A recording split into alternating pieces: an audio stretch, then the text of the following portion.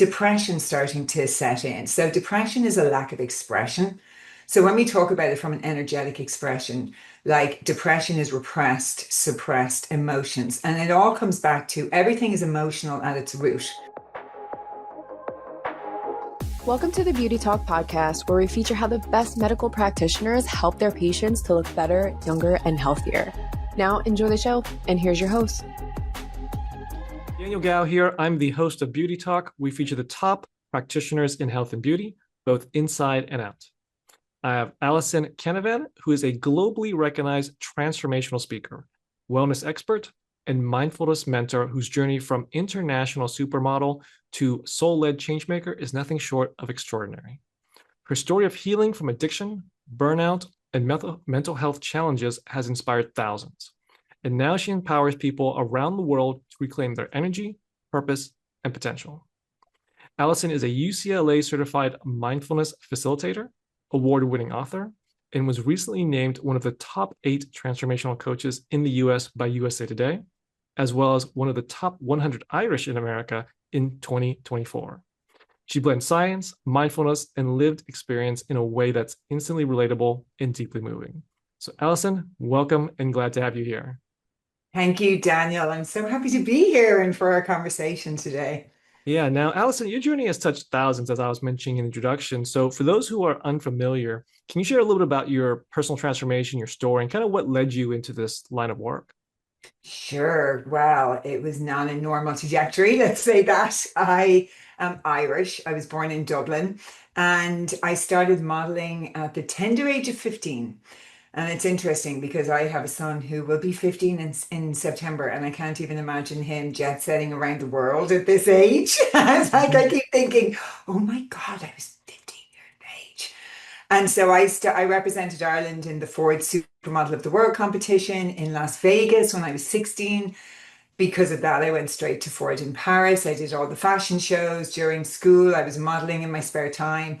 Moved to London when I was 17. And like literally after that, my modeling career just took off. Lived all around the world, traveled everywhere, lived in New York for 10 years.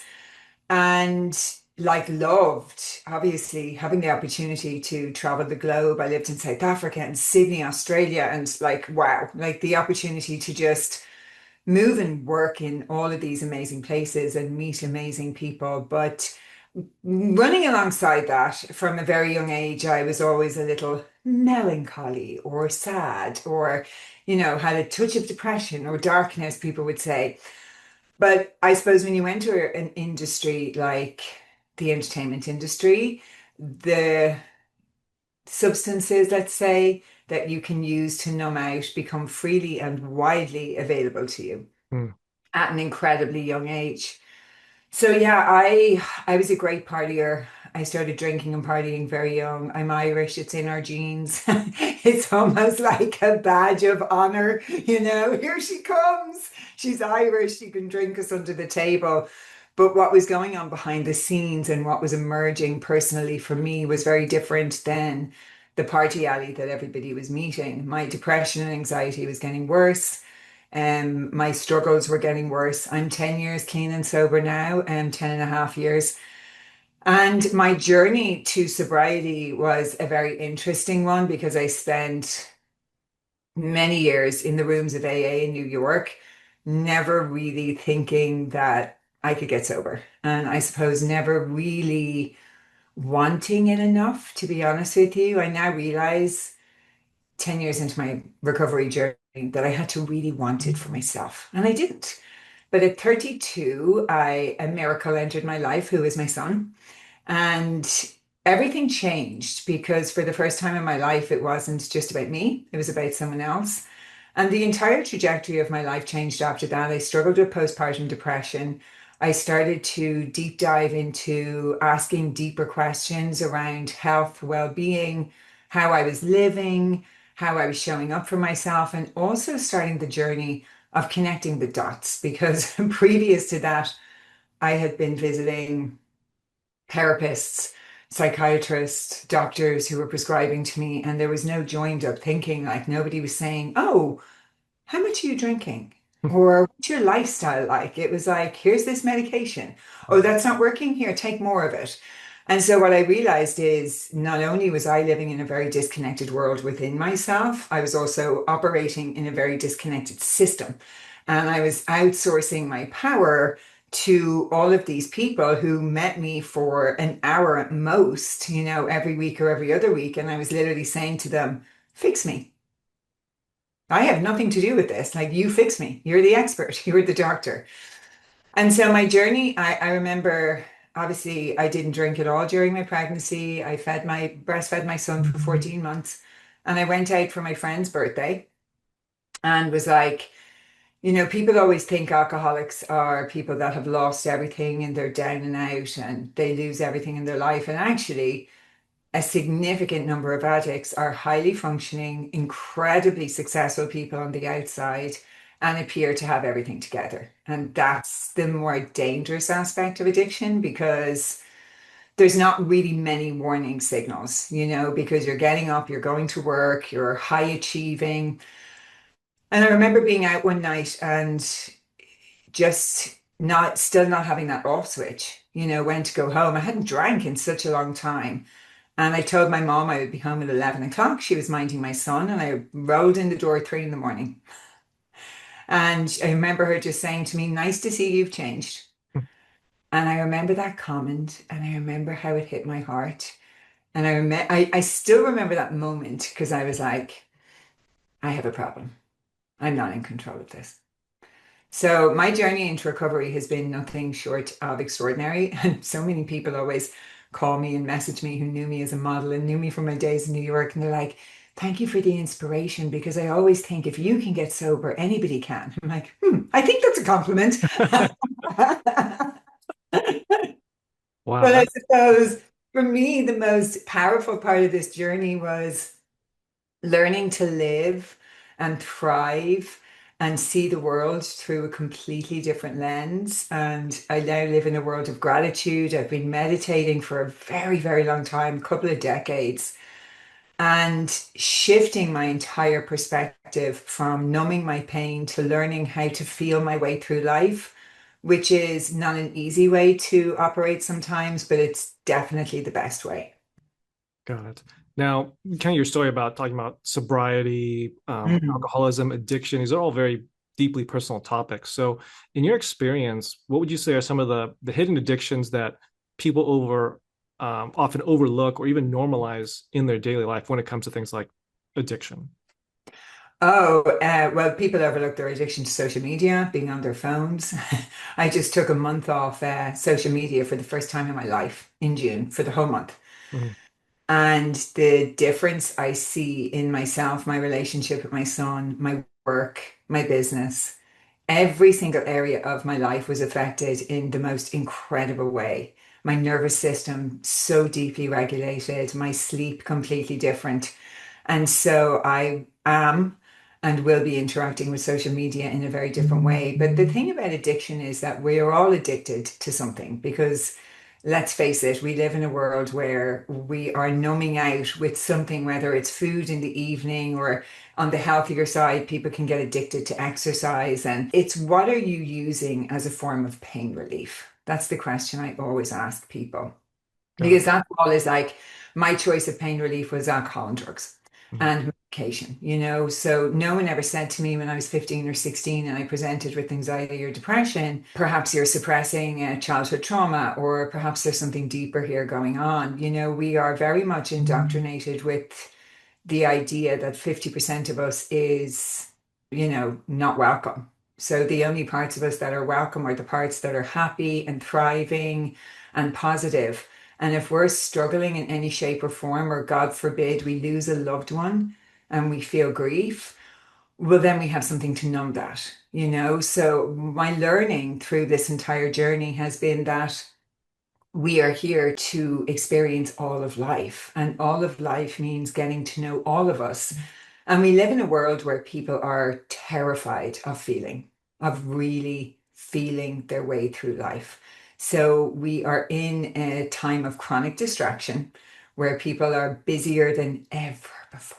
And I remember about 13 years ago in a Vipassana retreat, a silent retreat, all that kept coming to me during that retreat was slow down to speed up, slow down to speed up, slow down to speed up.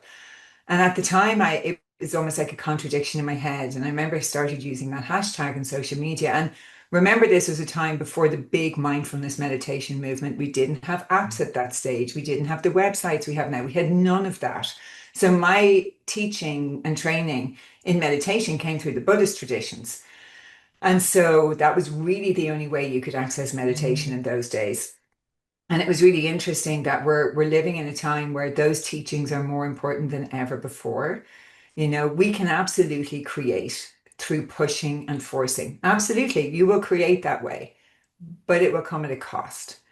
And I am an energetic teacher. I teach people how to really learn the language of your own energetic signature and frequency.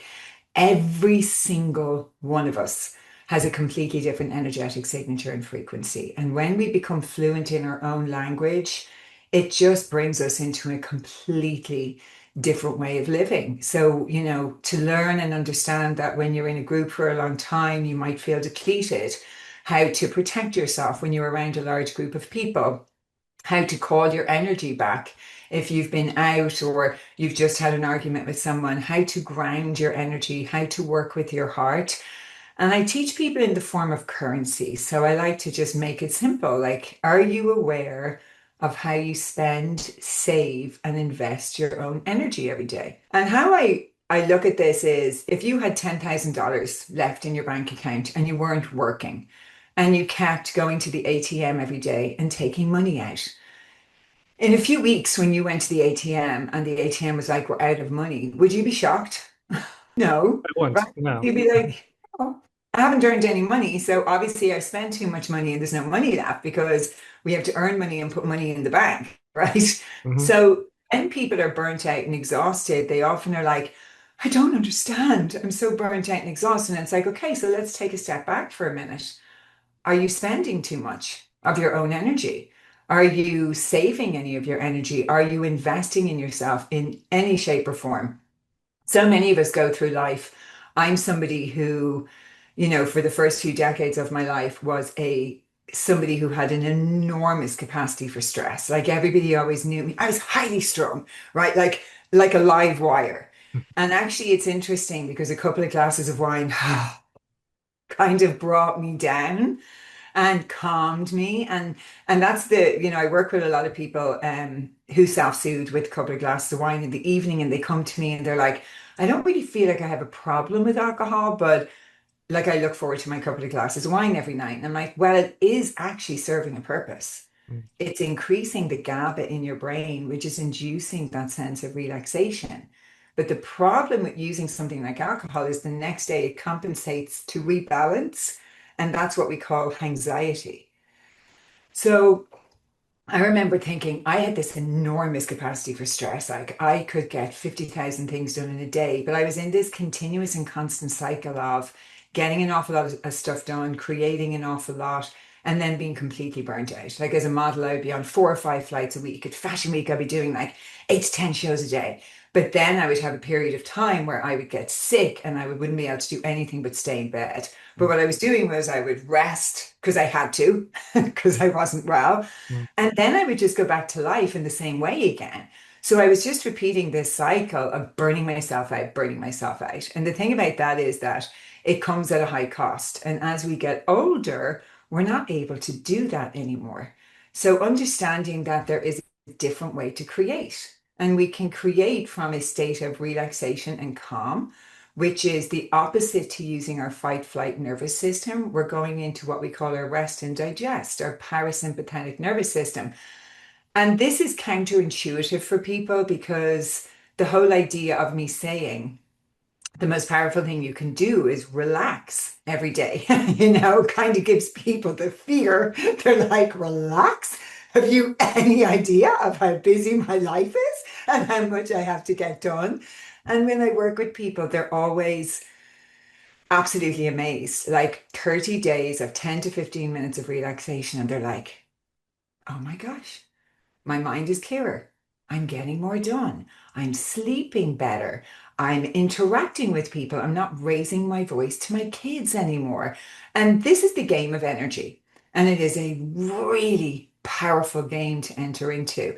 And when you start becoming self-aware, like, do you wake up in the morning and just rush into your day? Start scrolling on your phone. Just have a cup of coffee as soon as you wake up. It's like you are setting your nervous system up to be on, wired. You're going out to get the day. But the problem is you're most likely going to have a crash. Boom. What goes up must come down. So what about starting off steady, grounding yourself, some meditation, writing in a gratitude journal, whatever, going out for a walk in nature, whatever it looks like for you. So I teach people how to meet themselves in a different way and build a deeper relationship with themselves, perhaps in a way that they never even thought of before. Got it. Now, Alison, you mentioned burnout as one of the things that people suffer from. What would you say are some of the most common early signs of burnout that really people ignore, misread, just don't pay any attention to? So being on edge, by 3 in the afternoon, your sugar dropping. So there's so many different signs. Your mood being number one, your capacity to hold what you have to do in a day is just not there anymore. Like people miss the small signs, like starting to wake up at 3 or 4 in the morning, not having deep, restful sleep, appetite changes, and it looks different for everyone. So sometimes people can overeat, and then sometimes people can lose their appetite. Anxiety increasing. That's a huge one. Depression starting to set in. So depression is a lack of expression. So when we talk about it from an energetic expression, like depression is repressed, suppressed emotions. And it all comes back to everything is emotional at its root. And energy, emotions are energy in motion. So everything is energetic, so everything is emotional. And so our emotions are indicators, messengers. They're working for us and not against us. So if we are constantly repressing and suppressing emotions and aspects of ourselves that we just don't have time for, or we don't want to deal with, that is going to cause us to feel heavy. It is going to start to cause us to be at dis-ease. Listen to the words we say. I am not at ease. I am at dis-ease. So that's why I say relaxation is the foundation of energy management, because it means that you're at ease. And when we're at ease, we're more relaxed. We're in a state where our body can come back to homeostasis and healing. So really kind of people ignore the signs and signals of burnout until they're way, way, way too far, because we have normalized being stressed. Mm. Like sometimes people's set point is, and people will say to me, oh yeah, but I've been like this my whole life. I've never been any other way. And that's the way I was for decades. It's like, but I've always been this way. And I get a lot done, right? Like, so I could provide like all this evidence. I remember when before I studied this, I was like, but hey, hold on a second. I have all this evidence of success, of getting stuff done. So how can you tell me that this way is not working? And it's like, well, I'm not telling you, your body is. And that's where the real indicator comes in. Our body is always whispering to us, whether it's like a little ache, a little pain, checking in on our breathing. Some people notice heart palpitations. Like there's all these headaches, feeling exhausted. Like by the time you get to the evening, it's just you are spent. You have no energy left. And some people say, oh, I've always been like that since the day I started working. I come home, especially, a lot of my friends are hairdressers and makeup artists. They're on their feet all day. And I would say they'll be like, oh, sure, since I first started working in a salon, I'm on my feet all day. I have clients from, 9 a.m. in the morning till 5 or 6 in the evening. So of course I'm exhausted when I get home at 6 o'clock. And then I'm like, or are you becoming a therapist and a counselor? Because as soon as somebody sits in a chair, you're not just a hairdresser.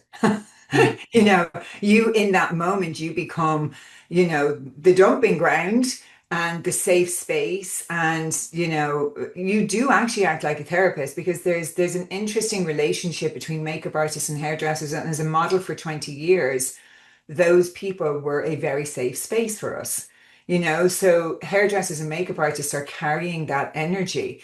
And so if you are not in any way aware, or if you're an empath, you are picking up and absorbing everybody else's stuff throughout the day. And if you're not able to discern what's yours and what's not, that starts to sink into your field. And that's what can make us very sick and exhausted.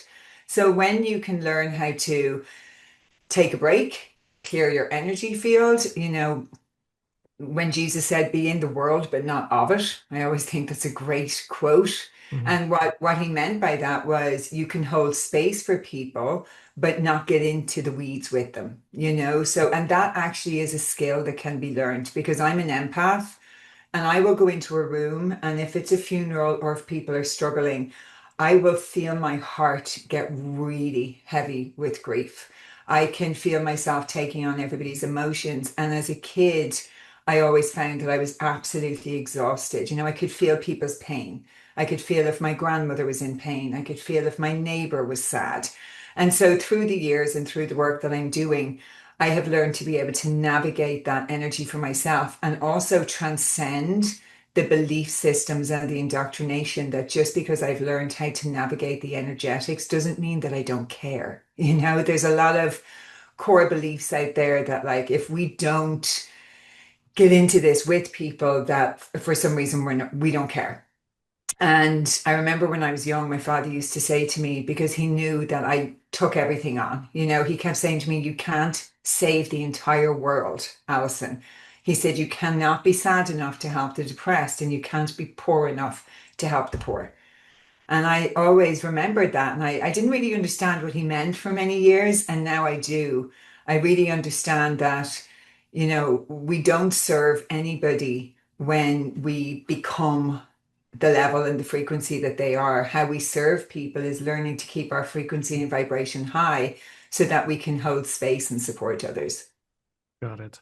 Now, Allison, you emphasize not outsourcing your power. Yeah. I'm curious, like, how can someone begin reclaiming that power? You kind of talked about some ways, like, as far as like relaxing, trying to get off of things like the addictions, like the social media or things along those lines. But kind of in practical terms, how can someone even begin at that process of reclaiming that power? Well, first of all, it's the awareness of the number one question I always ask people is if you are about to make a decision, do you pick up the phone and call 10 people to ask them their advice first? So that's the first note that, oh, maybe I'm outsourcing my power. Like if you begin to date someone, are you ringing all your friends? I'm like, what do you think of him? You met him last night. What do you think? Do you think he's this? So we outsource our power from a very early age. And there's nothing wrong in chatting to people and, having great conversations. But if you are constantly reliant on something outside of you to give you direction in your own life, you're always going to be lost. And the greatest GPS that we were born with. It's our inner GPS. It's an inside out world. So it's literally turning towards ourselves and using the three most powerful tools we have, which is stillness, space, and silence. The three S's. There's no guru, there's no book, there's no YouTube video that can give you what you're able to give yourself. So I always say to people, how long do you spend in silence? And most people will say to me, I never spend time in silence. Think about today's world. Even if they're in the car, they're listening to the radio, they're on the phone. Most people, if they even go for a walk today, they're listening to a podcast or they have something distracting them. Building a relationship with yourself requires you to start communicating with yourself, to start asking yourself questions. This can be done through self-inquiry when you're meditating, dropping into your heart, asking yourself a simple question, taking 2 minutes in silence and asking yourself, what do you need right now? And you will always have the perfect answer for you. And I always say to my clients, start simple. You might think, I need water. I haven't hydrated today. I could do with a walk. Like you always know what you need and what your highest choice is. So journaling is another amazing way of beginning this journey, starting to journal and ask yourself questions. And it's the same as if you were building a relationship with a friend or you started to date someone. You ask them questions and you get to know them. And the most important relationship we have is the one with ourselves because it's the only one we have from birth to death. So every other relationship in our life will come and go. We're born into our family, our parents raise us, and then we leave that home and we potentially might go on and have our own family. And if we don't, we're certainly going to go on and build friendships and be in various different groups and various different jobs. And so we move through all these phases, and these people come into our life and they leave our life, but the only constant is us and us. So learning to really, I always say to people to practice just when you have something big coming up, can you not pick up the phone and ask 15 people? Can you say, this time I'm going to make the decision? And what does that look like? And what does that process look like? And then the work is in what comes up during that process. There's the real work. So I said, we're like peeling layers off an onion. If you're in a human body, there's always work to do. It's like, Mhm. it's the ever evolving human process, but it is a beautiful one if you allow it to be. Okay. Now, for yourself, Allison, what are some of your favorite daily practices, rituals that really help you stay centered and connected to yourself? So, number one, meditation. I've been a meditator for over 20 years. It is the single most incredible practice. It is not easy, but it is so rewarding because you get to sit in silence, connect with yourself. And the whole process of meditation is to learn to be the observer. So, it's not about being perfect or happy all the time. It's just about sitting and observing what is going on for me in the moment. And that relationship with myself through meditation has been definitely the most rewarding.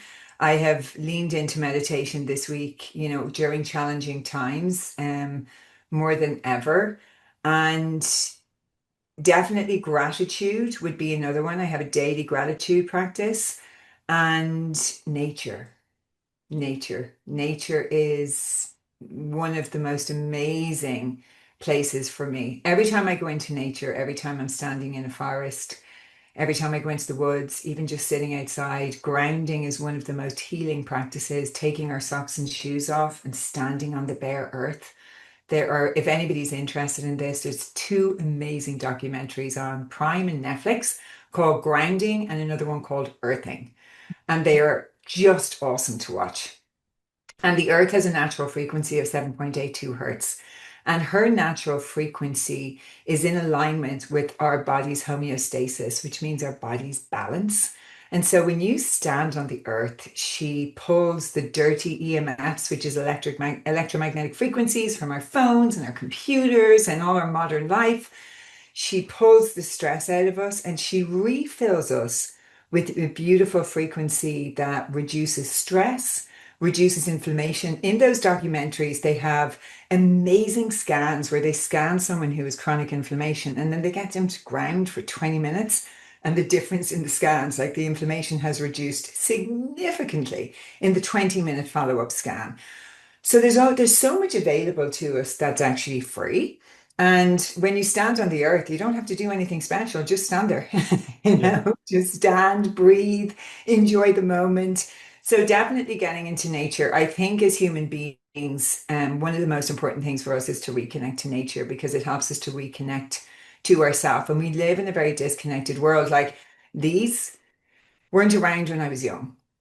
So the mindfulness movement, which I was very much a part of that movement from inception when it moved through, studied mindfulness at UCLA. They have the Mindfulness Awareness Research Center.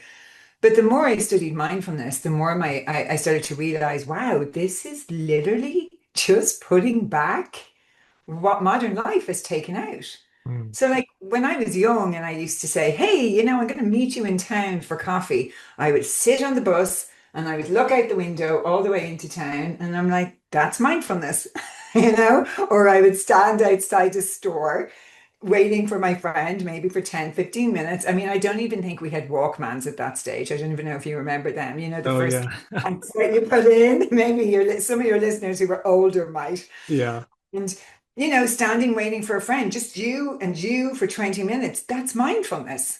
So mindfulness is literally just being in the moment. That's it. Mm. With nothing else, just being with yourself.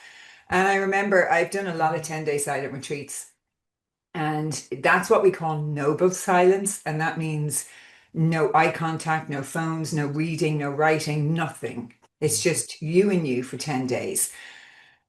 And it will take you to the places that you have most certainly been avoiding your whole life. deep into your emotional world. And, I remember there's so many times during my silent retreats where I just wanted to get up and get my car keys back. And they take your car keys off you, by the way, when you're going in. And I'm like, oh, I understand why they do this now. I get it. They take your No phone. temptation. Yeah, exactly. And then I remember joking with a friend who was doing a silent retreat with me. And we were like, God, this noble silence is like very severe and excessive. We were young and it was one of our first times doing it. And I'm like no eye contact, like even at meals. It's so funny, like as human beings, we kind of feel like we're being rude, even though they're the rules. You Mhm. have your meal times, and I'm like, if someone passes me the salt or something who's serving the food, like you want to say thank you, So all of these things come up where it's like, and this is the work. It's really interesting. I feel like I'm being rude right now because I can't interact with someone. And I said to my friend, oh, I actually understand why you can't have eye contact or hand gestures because we'd look at each other and go, will we get out of here? Like it'd be like an instant, like, let's go. Like, I'll go with you. Come on, let's go. So, You're so silently planning your escape together. yes. And I'm like, that's why. I mean, I absolutely know that that's not why you have noble silence. But in my head, I was like, I think this is part of their plan. This is the only way they can keep people here is by Mhm. doing it this way. But those processes taught me so much about how much we distract ourselves from. And I think for people listening who are like, gosh, I don't know, silent retreats and meditation, and this all sounds a bit, I've never tried any of this. This work is absolutely extraordinary. Like, I had a teacher so long ago who said to me, I know that you are deeply terrified, Alison, of meeting something that you're not going to be able to recover from. The reason why I never wanted to really do the work is because I felt like I would open Pandora's box and it would be a tsunami of emotions that, I would never come back from. And he very wisely said to me, and I think I was in my 20s, that nothing ever comes up for you that you're not able for.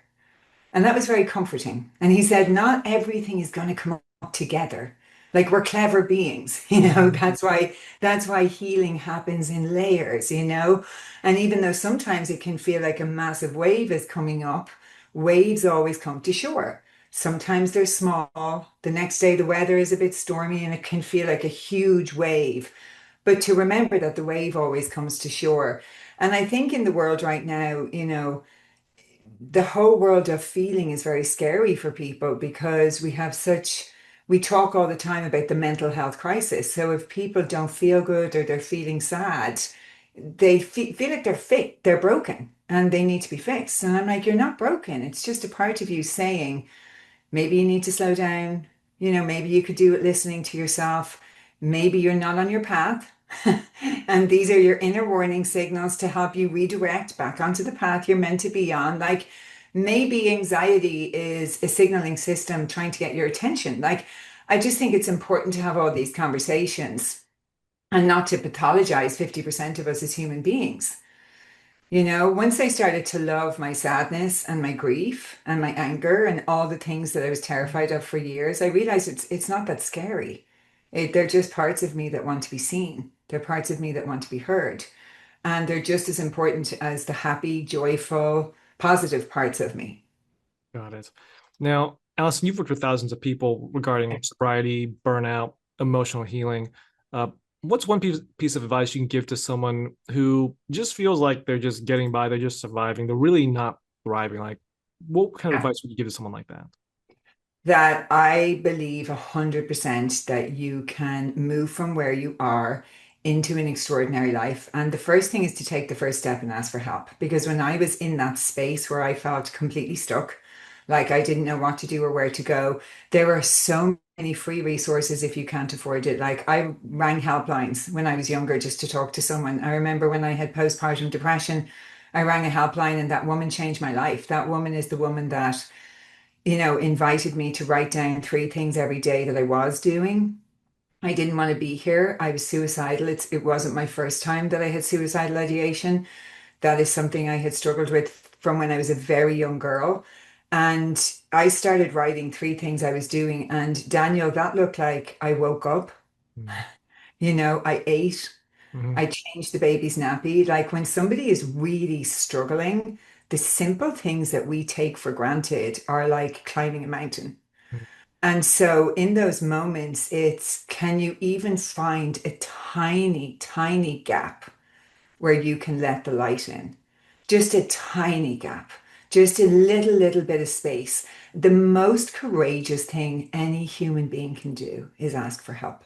It is literally the most terrifying step that anyone who's struggling does, but it is the most powerful and courageous step because there's so much that comes with asking for help. You know, we fear rejection and judgment and what will people think of me and all of those things that come. And the thing is that everybody struggles at some point in their life. If you are a human being in a human body, you are not getting through this life without some kind of struggle. And yes, some people suffer more than others, but we all experience some kind of pain in our life. So if you're listening to this now and you're struggling and you feel like you're all alone, there are other people out there who can help you get to the next stage in your recovery. And it's baby steps, it's one step at a time. And I always say to people, if you're breathing and if you're living, you've already survived 100% of your worst days. For some reason, that gives me incredible comfort on days where I'm really struggling. Mhm. So I just remind myself and I say, you've survived 100% of the times that you thought you wouldn't. Mhm. And something about that just makes me go, okay, so I can do this. Mhm. And that's all you need. You need that little, tiny little gap to say, I can do this. And every single person can recover, whether it's recovering from addiction. Like, I don't believe that somebody's stuck where they are. You know, the way people say, oh, that's just the way they are. I'm like, I have the privilege of witnessing extraordinary transformation every single day. So when someone says to me, people don't change, I'm like, oh no, I'm sorry. I don't subscribe to that idea at all.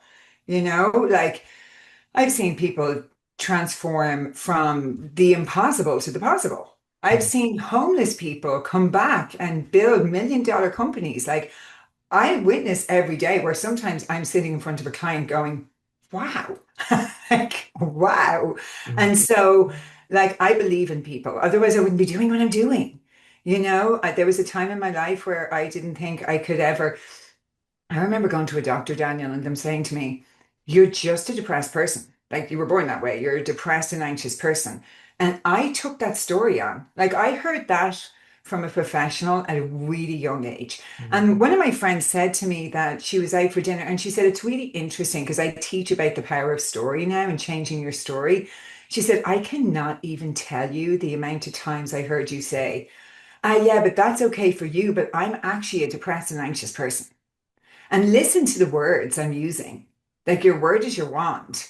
I am, not I am experiencing depression or anxiety, but like I was literally programming every cell of my body when I was saying, I am a depressed and anxious person. Like, so what do you think I'm going to be experiencing? Well, I am depressed and anxious. I'm like literally saying it every single day. Change your story, change your life. Now, if I feel sad, I say, oh, I'm experiencing sadness. If I'm tired, I'm experiencing tiredness. That's interesting. Not I am tired, not I am sad. And, you know, I let myself rest if I'm exhausted. If I'm having a particularly shitty day, I just like, this is a particularly shitty day.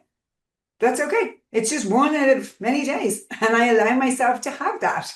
You know, whereas years ago, I would have spent that entire day fighting with myself and constantly berating myself and saying there's something wrong with me. Why am I having a bad day? Why is this happening to me? Why can't I do this? And now I just accept that we're going to have great days, we're going to have good days, we're going to have really bad days, we're going to have okay days because that's part of being a human being. Mhm.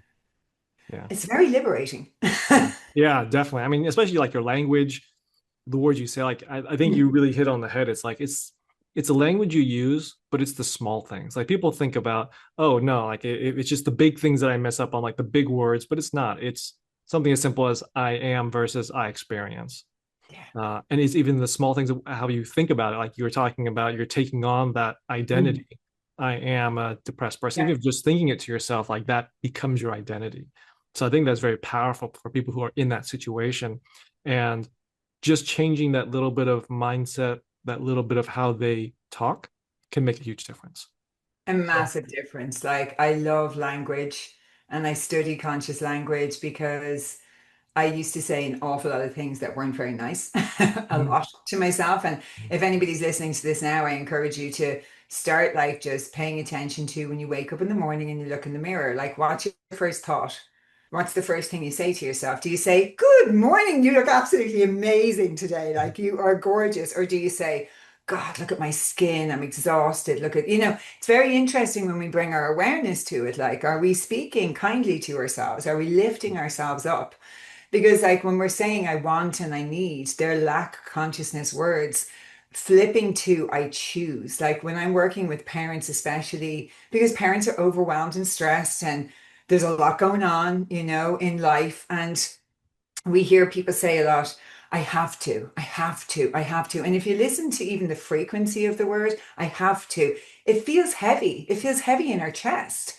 It's like our body language even goes, I have to, and we kind of, like it feels heavy. And even shit like, I have to make dinner, I have to take them to sports, I have to do this. And it's like, what about shifting that to I get to make dinner every day for these people who are not going to be here forever. Like, I keep thinking my son's going to high school. Like, I have him potentially at home with me only for another 4 years.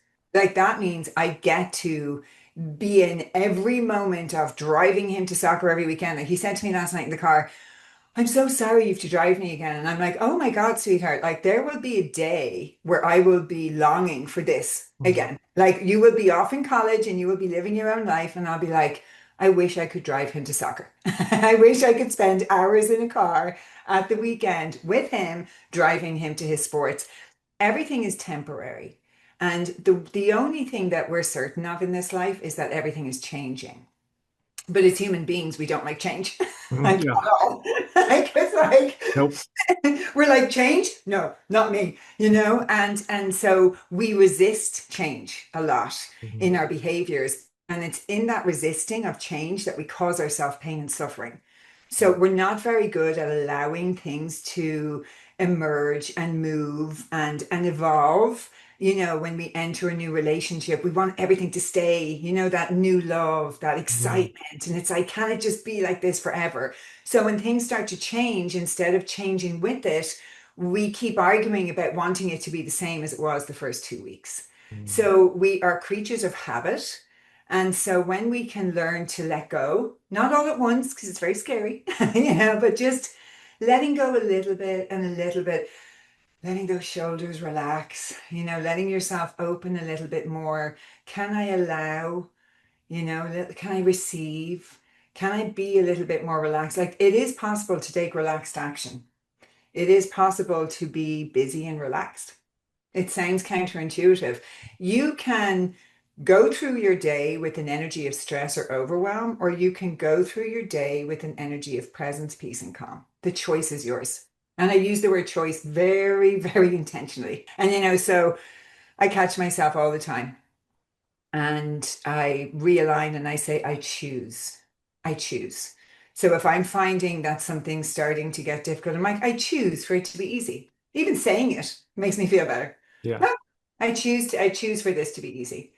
And it just shifts your energy. So paying attention to your words, paying attention to the stories that you tell about yourself and your life. Do you continually tell the same sob story to friends? I used to do that all the time. Mhm, It mhm, was literally how I connected with people, like telling a sob story. And I always say to people, we have a negativity bias. There's a great teacher, Rick Hansen, and he has a quote and he says, our brains are like Velcro for negative experiences and Teflon for positive ones. mhm, And here's why. Because if you were just had the best day of your life, like everything was amazing, and you met your girlfriends you haven't seen in years, and then you got back to your car and it was clamped. In America, they say they put a boot on it, which I mhm, find very funny. yeah. So same thing is clamped in Mhm, Ireland. And would you tell the next five people, including your partner, about the amazing day that you've just had, or about your car getting clamped? mm, yeah. Probably the negative one. Yeah. And Mm-hmm. so we have a negativity bias, and that's perfect, and it's there to keep us safe.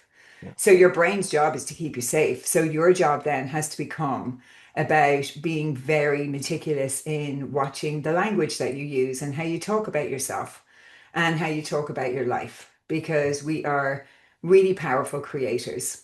Mm-hmm. And I'm somebody who was deeply entrenched in my own victim consciousness for a long time.